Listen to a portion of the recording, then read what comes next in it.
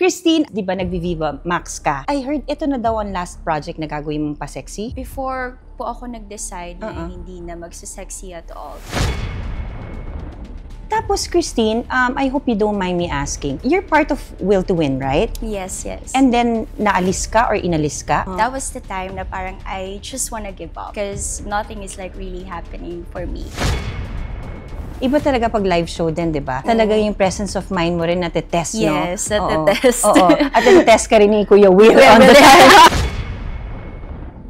Viva Max male artist, Sean De Guzman, Gold Aceron, o Aaron Villaflor. Sino sa kanila? Love ko silang tatlo. But I would say Aaron Villaflor. Ang alin? You wanted me to choose? Wala pa nga akong ano. Was there ever a time that you got an indecent proposal? There was, yeah. I'm not gonna lie. Like, may mga indecent proposals. So, ibig mo sabihin, Christine, 15 ka, lumuwas ka naman ng isa? Yes. I feel like walang isang tao na nandyan for me. Even my family? Yeah, kasi it was really... I'm sorry.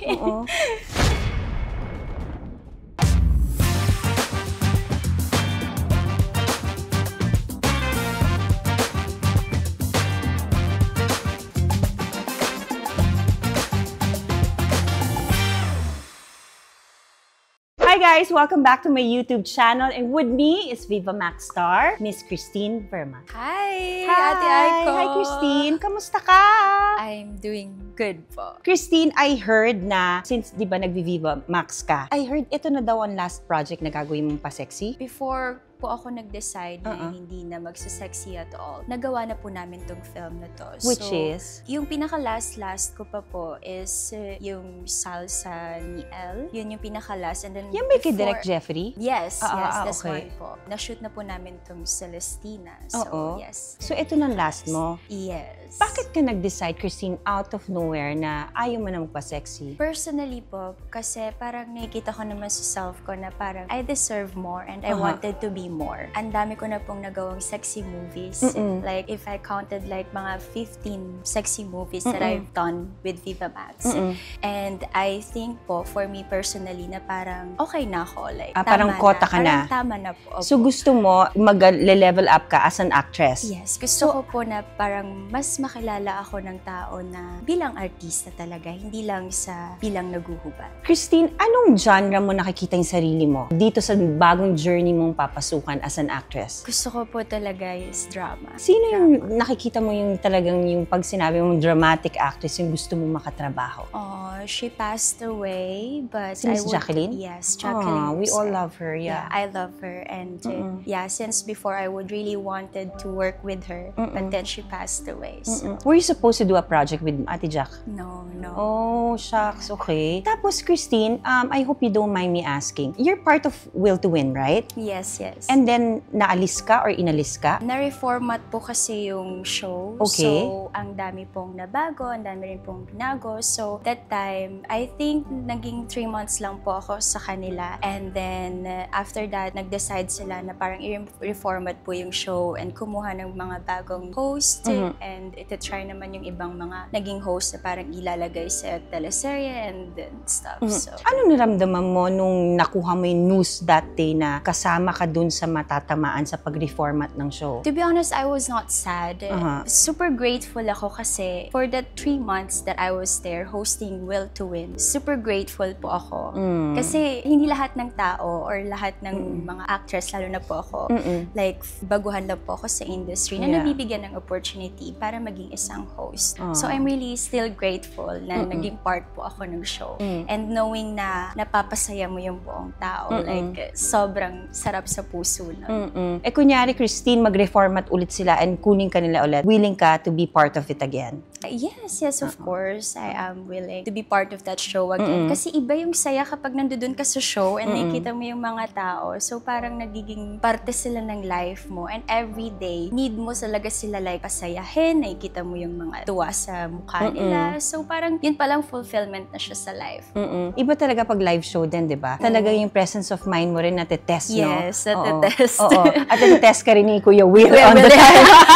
To be honest po, Ate Aiko, like, ako personally, yung behavior ko is like, parang mahiyain lang ako, very calm lang. But then, when I was on that show, I was like, parang very bubbly, Nailabas mo yung ano mo. nailabas ko yung, okay, ito pala ako. Like, And balita ko rin, Christine, single ka daw ngayon? yes, I'm single. Matagal ka ng single or recently lang? Matagal-tagal na din. Oh. Mga, I think if I recall, it's 7 months. Oh, matagal na ha? Yeah. Not dating naman? No, I'm not. How old are you? Yet. 23. Ang bata, oh my God! So, wag...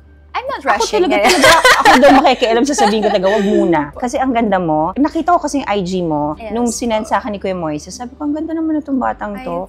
Oo. So, wag ka muna mag-boyfriend. I think, lalo na ngayon na mag-shift ka ng you want to try yung being a serious actress. I think, magiging balakid. Hindi na siya, di ba? I really appreciate Oo, di ba? Mag-focus ka muna. Yes po. Oo. Anong next project mo after this, yung movie mo now? Wala pa so far right now. Hindi pa rin ako nakaka-go sa Viva. But then for now, we're focusing on this one po, this Celestina muna. Ano yung role mo dito sa Celestina? Ako po dito si Rosalinda. Dati siyang burlesque dancer. And naging kaibigan po siya dito ni Celestina. And siya po yung nag-help kay Celestina para makapasok sa pagsasayaw, sa pagbuburlesque. Celestina is played by Yan Durano. Yes. And isa siya ditong nagbuburlesque and naging kasintahan niya dito ang isang hapon na akala po niya is mag-aahon sa kanyang life kapag sumama siya sa hapon na yun, but then hindi ganun yung naging ending ng life niya. Curious lang ako, yung journey mo as a Viva Max star, wala ka namang pinagsisisihan sa ginawa mo? Wala po akong Oo, pinagsisisihan. kasi meron ka naman learnings, di ba? Yes. Kung may learnings ka dun sa journey mo as a Viva Max star, ano yun? Ang dami actually. Ang dami kong natutunan being a Viva Max actress. And hindi lang kasi siya the way na parang naguhubad ako. It's not like that. Natutunan ko rin also kung paano maging 100% confidence with myself. Especially this kind of job, it's really tough. And natutunan ko also na maging brave enough, strong enough para harapin tong journey na to, tong industry na to. Kunyari, hindi ka nagsushooting, kunyari nasa bahay ka lang, or lumalabas ka. As a normal Christine, how do you portray yourself? As simple ba or sexy pa rin ba yung image mo? No, like I'm very, very simple lang. Super simple lang ako. If hindi ako nag-work, I'm a sporty girl kasi. Talaga? And I played paddle a lot. Paddle, golf. So, every time I go out, hindi ako like totally sexy mag-wear. So, yeah, actually mas more... Mas balot? Yes, mas more balot. Yeah, if I'm not like wearing pants, syempre sexy top. But then if balot naman yung top ko, and then I'm wearing like parang medyo sexy sa baba. Was there ever a time that you got an indecent proposal? There was, yeah. I'm not gonna lie, like may mga indecent proposals before, but then hindi ko in-engage yung self ko and hindi ko rin siya in-entertain at all. Pero hindi kasi siya mawawala, especially in this industry. And I'm with Viva Max. So, may mga indecent proposals before, but then I just... And there's always a way of saying no, di ba? Yeah. The polite way to say Yes. no. And I don't think you need it. Yeah, I don't need it actually. Oo, di ba? Yeah. Oo. Kahit naman hindi ka Viva Max star, sa lahat ng aspeto ng buhay, meron talaga mga indecent proposals naman, di ba? So, Christine, ang itatanong ko sa'yo, meron ka na bang experience sa buhay mo na feeling mo parang ayaw mo na tong napili mong trabaho, which is pagiging artista? Yung gusto mo na, gusto ko na mag-quit. To be honest, hindi siya sa pag-quit. Parang nawalan lang ako ng hope that time. Before entering this showbiz, actually. Kasi I left home when I was 15. And I had that courage, yes, to left my family sa Palawan. They live in Palawan. And before entering showbiz, I was doing girl group. Isa ako sa mga member ng girl group called Belladonnas. And then nagsising and dance kami for 4 years.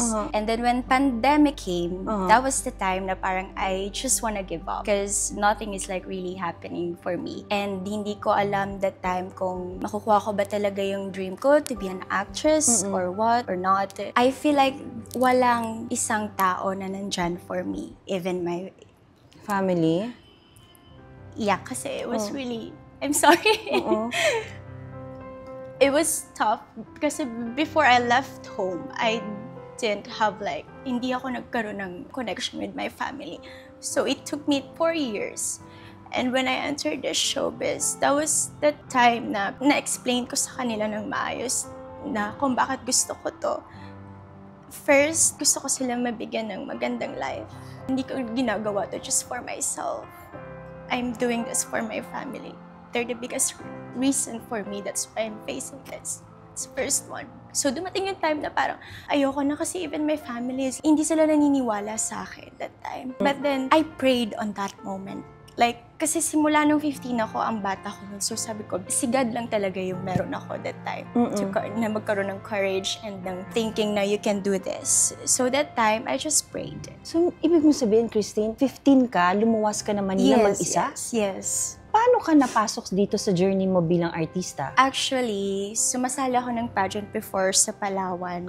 And doon ako nakuha ng manager ko right now, which is si Len Carillo. So, after winning that pageant, kinausap niya ako na if gusto ko daw bang mag-artista or gusto ko pumasok sa showbiz, sumama ako sa kanya after 3 days that time. And I stayed with her. She took care of me. And binigyan niya ako ng ganitong career. Christine, gaano ka-importante sa iyong pangarap? Sobrang importante sa akin. Itong pangarap mo na unti-unti natutupad na iniingatan mo, di ba? Iniingatan ko talaga. Kung nakakausap mo yung pamilya mo ngayon, ano yung gusto mong sabihin sa kanila? I love them. And sorry if it took me time before na parang hindi ko na-explain sa kanila ng maayos. But then now we're in the good terms and they're very supportive sila sa akin and I really thank them kasi if wala sila, I would not think so na nandito ako, right? So I really, really love them. Tsaka blessed ka, Tingnan mo ngayon, may project ka sa Viva, hindi ka naubusan ng project, diba? And from 15 to 23 yung journey mo, andito ka pa rin, still standing. And it takes a lot of guts to be standing still, diba? So I wish you all the best. And I don't want to end naman na malungkot tayo. Can you invite them to watch your movie, please? Alright. First, thanks for having me. Yes, thank you. And iniimbitahan ko kayong lahat na panoorin ang Celestina Burlesque Concert this December 4. Kasama ko po dito si Yan Durano, Aaron Villaflor, Sid Lucero, Alan Paule. And this is directed by Direct Mac Alejandro and written by Sir Ricky Lee. Christine, ready ka na ba? Sumagot o malalagot ka? Kasi medyo ready. Nagulat ako sa story ng buhay mo. Pero napahanga mo ako, Christine. Kasi grabe, para sa 15 years old at malagpasan mo yung buhay mo ng ganyan at na talagang ganyan ka pa rin. Saludo ako. Thank you po. Kaya, unang tanong! Nako, ito na. Christine, Showtime, Eat Bulaga, o Will to Win? Anong pipiliin mo? Sagot? Alagot? Ano na lang? Inom na lang, pero safe. Pero bulong mo sa amin mamaya. Okay. Ako po magpupur na. Yes, ikaw na. Yan. Question number 2. Eto, feeling ko matapang naman si Christine. Kaninong Viva Max artist ka hindi nagagalingan? Oh my God! Iinom na lang. Wala ka bang trabaho after this? Bulong mo sa akin. Joke lang po. Meron? Sino? Meron? Wala naman. Chismosa Malte, inom ka na lang. Pero meron o hindi? Meron. Wala naman. Madami. Parang feeling mo, nanonood ako. Okay. Eto. Viva Max male artist, Sean De Guzman, Gold Aceron, o Aaron Villaflor? Sino sa kanila? Love ko silang tatlo. Like, super galing nilang actor. Talaga? And lahat sila naka-work ko na. But I would say Aaron Villaflor. Ang alin? You wanted me to choose? Wala pa nga akong ano. Huli ka!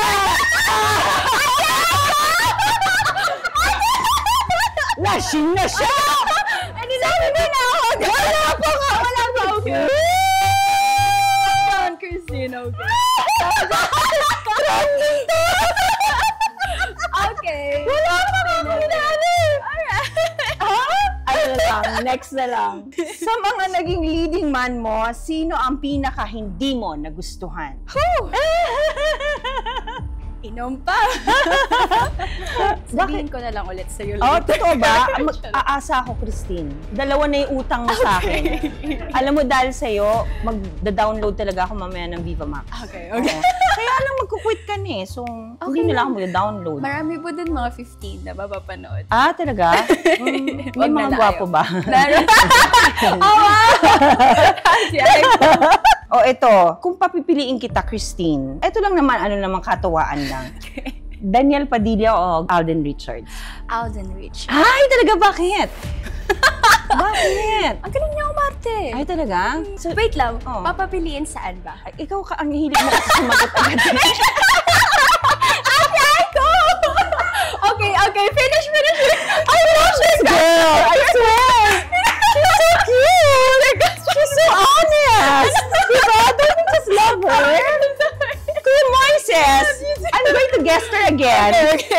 Hindi. Si Alden, magaling umarte, no? Hindi, Yeah. kunyari, bibigyan ka ng pagkakataon ng papilian na maging leading man mo. Si, Alden? Sa dalawa, sa Oo. kanilas. Alden? Yes, Alden. Alden. Pero I always say Joshua Garcia. Kasi gustong-gusto ko talaga siya. So, kung may crush ka sa show business talaga? That's Joshua Ah, Garcia. Joshua. That's gonna be Joshua Garcia. Sino yung, yung naging, para kang yung nagpa-fangirling na artistang babae? Liza Soberano. Si Liza. Liza Soberano. Wala. Ay, sorry, Aiko pala. Hindi.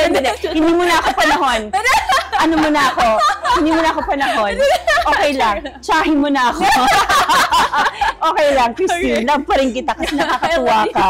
Kaya nga, alam mo, sa tuwa ko sa'yo, manunod ako nung Celestine. Alam mo, pagka oh my God. may gusto akong suportahan, nagpapa-block screening pa ako. Alam mo yan, Kuya Moises,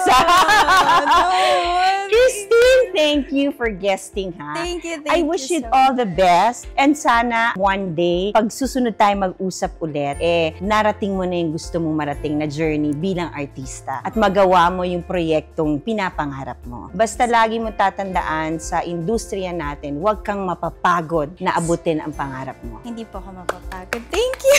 Thank you, Christine! She's so cute! Thank you! Bakit natin iniwanan si tatay? Dahil babaguhin natin ang ating buhay. Magsayaw ka. Sa simula lang mahirap sa dibdib, pero pag nahawakan mo yung sahod mo, gagaan na ang lahat. Nakakagalit? Ginawa akong... Dancer siya, di... Dapat nararamdaman ng iyong katawan ang sinasabi ng iyong sayaw. Mahal mo ba ako? Mahal kita. Pero mas mahal mo ang bayan mo. Dati ako mananayaw. Bakit di na ngayon? May kasintahan na ako, hapon. Tapatan ninyong dalawa ni Rosalinda. Burles, laban sa burles. Sigurado, matutuwa sila sa iyong pagsayaw.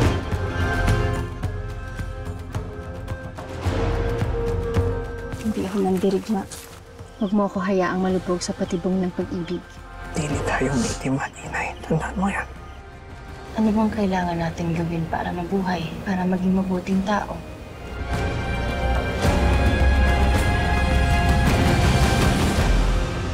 Burles, kaya mo?